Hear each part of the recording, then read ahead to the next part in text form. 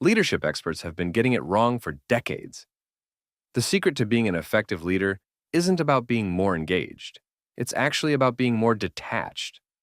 That's such a counterintuitive idea. What made you start exploring this concept of strategic detachment? Well, I've been fascinated by this research showing that 90% of high-performing leaders have mastered this specific balance, being deeply focused while maintaining emotional distance. It's like being a chess grandmaster who can see both the individual pieces and the entire board simultaneously. Hmm, that makes me think about a project I led last month where I had to practice this exact skill. The stakes were incredibly high, and my initial instinct was to dive in and micromanage everything. Let me guess. You had to force yourself to step back and look at the bigger picture? That's exactly what we're talking about here.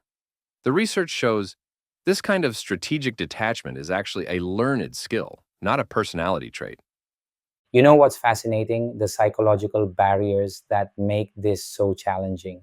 Our brains are literally wired to form emotional attachments to our work. Right. And that's where the ego trap comes in. Studies show that when professionals link their self worth to their work products, their decision making abilities become seriously compromised. They start seeing every criticism as a personal attack. So, how do successful leaders overcome these psychological barriers? Well, they use specific frameworks like AID, action, impact, desire, to process feedback objectively. But here's what's really interesting. Organizations that support this approach see a 40% increase in innovation because their teams aren't stuck in the we've always done it this way mindset.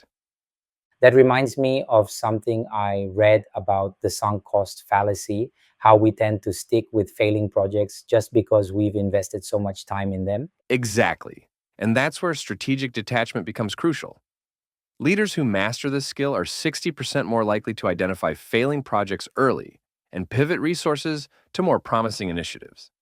But in today's always on work culture, maintaining any kind of healthy detachment seems almost impossible. That's why some forward thinking companies are now implementing structural supports, like mandatory offline hours and meeting free days.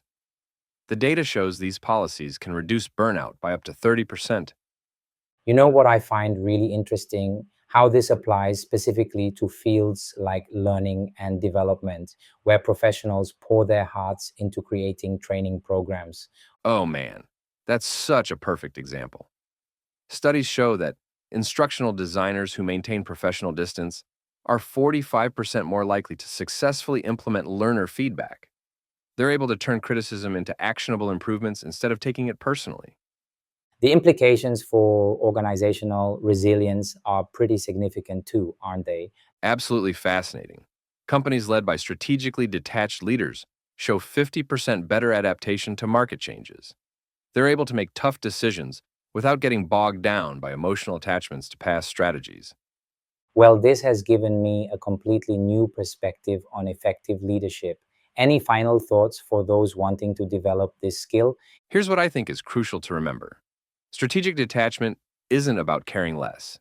It's about leading better. Start small, practice in daily situations, and remember that even a 10% improvement in emotional regulation can lead to a 25% increase in team performance. The data is clear. This isn't just a leadership philosophy, it's a proven path to sustainable excellence.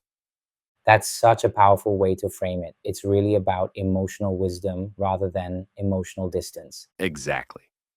And in today's increasingly complex business environment, mastering this balance isn't just helpful, it's becoming absolutely essential for long term success.